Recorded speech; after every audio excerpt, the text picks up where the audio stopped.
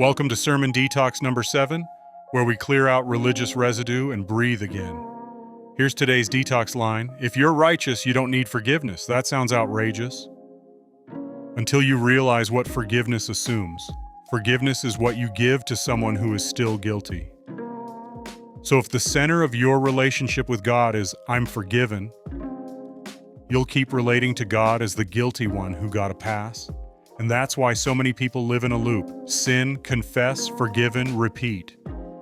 Not because they don't love God, but because they've been trained to see themselves as permanently guilty. Just temporarily forgiven. That isn't peace, that's a treadmill. Now here's the upgrade the gospel actually announces. Justification. Justification doesn't say you did wrong, but I'll let it go. Justification says, you are declared righteous.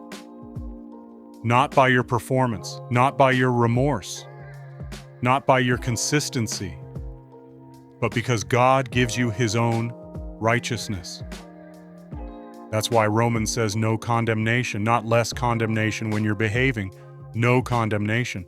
And 2 Corinthians says something even stronger. God made Christ to be sin for us, so that we might become the righteousness of God in Him. If that's true, then you're not spending your life begging for forgiveness, you're standing in righteousness. Now let's be clear, this doesn't make sin fine. It makes sin not your identity and not your standing. You may miss the mark in experience, but you don't drop out of righteousness. Here's the edgy part. Religion prefers forgiveness loops because they keep you manageable. Always apologizing, always doubting, always trying to get back to where you already are. But the gospel doesn't leave you guilty and excused.